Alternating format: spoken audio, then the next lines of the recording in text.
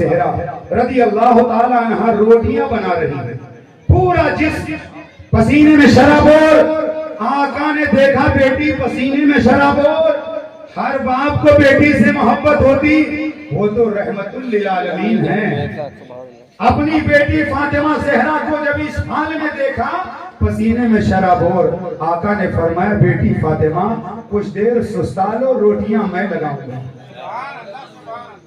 صاحب مدارج النبوت عبدالحق محدث دہلوی اس بات کو لکھتے ہیں کہ مصطفیٰ جان رحمت نے آٹا لیا، لوئی بنائی اور روٹی جب تنور میں لگائی، کچھ دیر کے بعد جب روٹی میرے آقا نے نکالا تو روٹی جیسے پہلے تھی ویسے اب بھی، یعنی روٹی کچی کی کچی رہ گئی، آگ کا اثر ہی نہ ہوا، آگ کا اثر ہی نہ ہوا۔ تو فاطمہ زہرا نے کہا بابا جان آپ نے روٹیاں لگائیں تو کچی نکلی، میں نے روٹیاں لگائیں تو پکی نکلی، تو میرے آقا نے فرمایا بیٹی فاطمہ آٹے میں میرا ہاتھ لگ گیا ہے تو دنیا کی آگ میں مجال نہیں کی جلا سکے۔ سبحان اللہ۔ اب شیخ عبدالحق فرماتے ہیں ارے جب آٹے میں نبی کا ہاتھ لگ جائے دنیا کی آگ جلا نہیں سکتی، تو جس کا سینہ عشق مصطفیٰ کا مدینہ بن جائے تو سب کی آگ اسے نہیں جلا سکتی۔ سبحان اللہ سبحان اللہ۔ ابھی تم میرے امام تمہارے امام سارے سنیوں کے امام بول پڑے آئے عشق تیرے صدقے، سبحان اللہ، آئے عشق تیرے صدقے، جلنے سے چھٹے سستے، جو آگ بجھا دے گی وہ آگ لگائی ہے، جو آگ بجھا دے گی وہ آگ لگائی ہے۔ رسول رحمت صلی اللہ علیہ وسلم کی بارگاہ میں چند قریشی عورتیں حاضر ہوئی اور کہنے لگی اے ابو القاسم، اے ابو القاسم یہ صحیح ہے کہ ہم تمہارے دین پر نہیں مگر رشتہ داری کا لحاظ رکھتے ہوئے اپنی بیٹی فاطمہ زہرا کو ہمارے یہاں شادی کی تقریب میں بھیج دیں۔ رسول پاک کچھ دیر چپ رہے، فرمایا ٹھیک ہے میں بھیج دوں گا۔ جب وہ قریشی عورتیں چلی گئیں ان کا مقصد یہ تھا محمد کی بیٹی جب ہمارے یہاں شادی میں آئے گی تو ہم فاخرانہ لباس میں ہوں گے، ہم طرح طرح کے زرق برق لباس میں ہوں گے، اور رسول اللہ کی بیٹی پھٹے پرانے لباس میں ہوگی تو ہم مذاق اڑائیں گے۔ میرے آقا نے سیدہ فاطمہ زہرا کو بلایا، فرمایا بیٹی فلاں دن فلاں تقریب میں تمہیں جانا ہے۔ فاطمہ زہرا رضی اللہ تعالیٰ عنہ کی آنکھیں جھک گئیں، کہنے لگی بابا جان آپ کا حکم سر آنکھوں پر، مگر یا رسول اللہ اے بابا جان میرے پاس اچھے لباس نہیں ہے بطور دنیا کے اعتبار سے، ورنہ میرا عقیدہ تو یہ ہے کہ فاطمہ زہرا رضی اللہ تعالی عنہا کی ذات پاک سے جس چیز کو نسبت ہو جائے اس نسبت کے برابر دنیا کے کپڑے نہیں ہوتے۔ آپ نے فرمایا میری ماں اگر خدیجہ ہوتی تو لباس کا انتظام کر دیتی۔ میرے آقا فرماتے ہیں اے بیٹی تم جاؤ، پھر قدرت کا کرشمہ نظر آئے گا۔ ابھی باپ اور بیٹی میں یہ گفتگو چل رہی تھی، بلبل سدرا آئے، سلام پیش کیا، کہنے لگے یا رسول اللہ رب نے حکم دیا ہے آپ اپنی بیٹی سے کہیں کہ وہ قریشی عورتوں کی تقریب میں جائیں، شادی میں جائیں، پھر سمجھ میں آ جائے گا کہ نبی کی بیٹی کا مقام کیا ہے۔ سیدہ فاطمہ زہرا نے چادر جو پیون سے بھرپور کئی پیوند لگے ہوئے بدن کو چھپا کر کے سیدہ فاطمہ زہرا جب شادی کی تقریب میں گئی تو ادھر مہنگے مہنگے لباس پہن کر لوگ دیکھ رہے تھے کہ جیسے ہی رسول اللہ کی بیٹی آئیں گی ہم مذاق بنائیں گے، مگر اللہ کی قسم جیسے ہی سیدہ فاطمہ زہرا پہنچی ان عورتوں کے کانوں میں ایک آواز گونجی کھڑی ہو جاؤ رسول اللہ کی بیٹی آ رہی ہے۔ یہ آواز سننے کے بعد لوگ وہ تمام عورتیں کھڑی ہو جاتی ہیں اور سیدہ فاطمہ زہرا کے لباس پر ان کی نظر ہی نہیں جم رہی ہے۔ نورانی شعائیں، اتنا چمکدار اور اتنا خوبصورت لباس عورتوں کی نظر نہیں ٹھہر رہی ہے. عورتوں نے قریب آ کر کے کہا اے سیدہ یہ لباس کہاں سے منگایا ہے؟ کتابوں میں لکھا ہوا ہے کہ سیدہ فاطمہ زہرا کی یہ شان دیکھ کر کے بہت سی عورتوں نے کفر سے توبہ کر لیا, اسلام میں داخلہ لے لیا. کفر سے توبہ کر لیا, اسلام میں داخلہ لے لیا. چونکہ ہمارے پاس ٹائم کم ہے, یہ 6ویں تقریر ہے, اس لیے امام حسن کی ولادت بیان کرتے رہے ہیں اور پھر انشاءاللہ مزید کل بیان ہوگا. ہجرت کا 3را سال تھا, یعنی ہجرت کا 3را سال, اور رمضان المبارک کی 15 تاریخ تھی. رمضان شریف کے مہینے کی 15 تاریخ, ہجرت کا 3را سال. رسول رحمت صلی اللہ علیہ وسلم کی بارگاہ میں جبریل امین حاضر ہوئے اور ایک ریشمی کپڑے کا ٹکڑا لے کر سرکار کی بارگاہ میں حاضر ہوئے, اور اس ریشم کے ٹکڑے پر ایک تصویر بنی ہوئی تھی.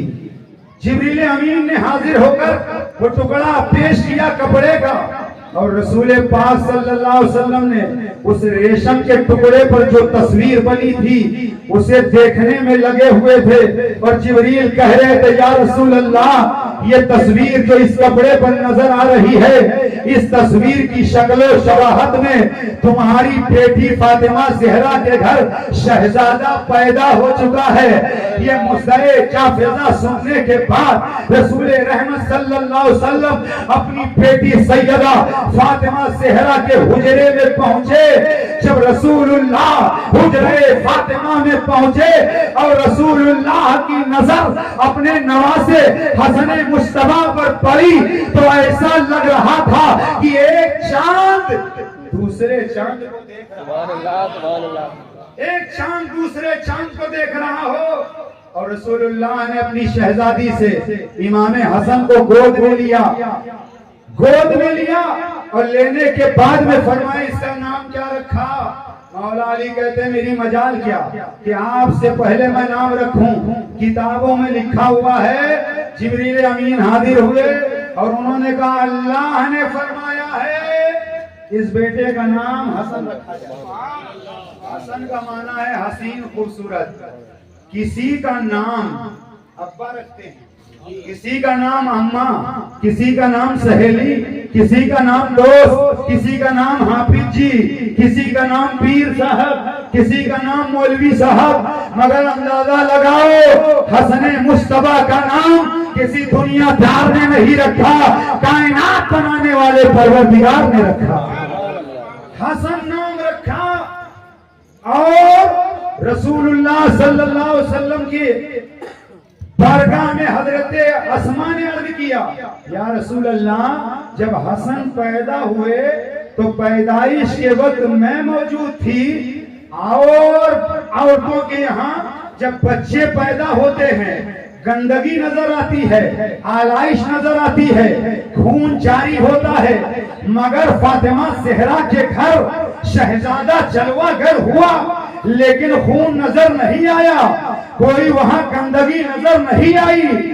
اور میں تو کہتا ہوں گندگی نظر کیسے آتی, کیونکہ اہل بیت کی طہارت کی گواہی پروردگار نے دیا ہے, اہل بیت کی پاکی کی گواہی پروردگار نے دیا ہے. اسی لیے میرے نبی نے فرمایا میری بیٹی فاطمہ عورتوں میں حور ہے. سبحان اللہ, سبحان اللہ.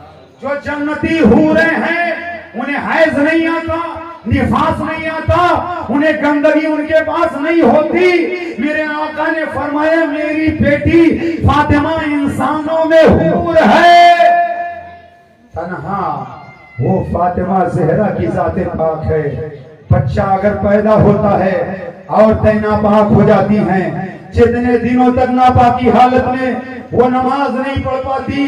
مگر یہ ہمارے تمہارے نبی کی شہزادی سیدہ فاطمہ زہرا حسن پیدا ہوئے ہیں, نماز کا وقت آیا تو فاطمہ زہرا مصلی بچھا کر نماز ادا کر رہے ہیں. سبحان اللہ, سبحان اللہ. یہ رسول اللہ کی بیٹی ہیں. حسن مصطفیٰ پیدا ہوئے, گود میں لیا. آخری بات, بچہ جب پیدا ہوتا ہے تو کسی کے منہ میں شہد کسی بچے کو گھٹی دی جاتی کھجور سے، کسی بچے کو گڑ سے، کسی کو شکر سے، مگر امام حسن جب پیدا ہوئے تو شہد کی گھٹی نہیں دی گئی۔ یہاں میں سوچنے لگا شہد تو پاک ہے، شہد تو حلال ہے، اس میں شفا ہے، پھر امام حسن کو شہد کی گھٹی کیوں نہیں دی گئی؟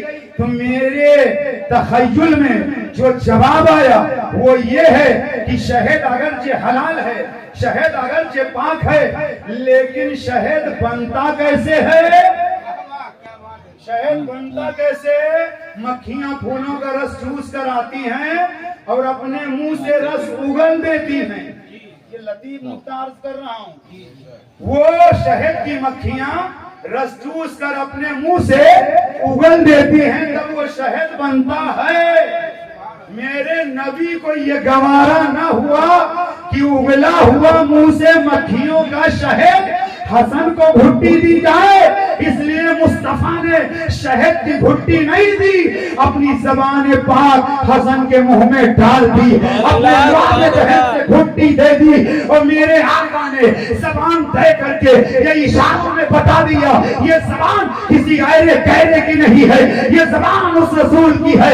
اگر اسی زبان سے بولیں اور کہہ دیں یہ قرآن ہے تو امت کو قرآن ماننا پڑے گا، اسی زبان سے بولیں اور کہہ دیں یہ حدیث ہے تو حدیث کہنا پڑے گا۔ قرآن و حدیث کا فرق کسی کے باپ نے نہیں بتایا، یہ رسول پاک نے بتایا۔ سبحان اللہ سبحان اللہ۔ حضرت فرماتے وہ زبان جس کو سب ان کی کنجی کہیں، اس کی نافذ حکومت پہ لاکھوں سلام، وما علینا الا البلاغ۔ السلام۔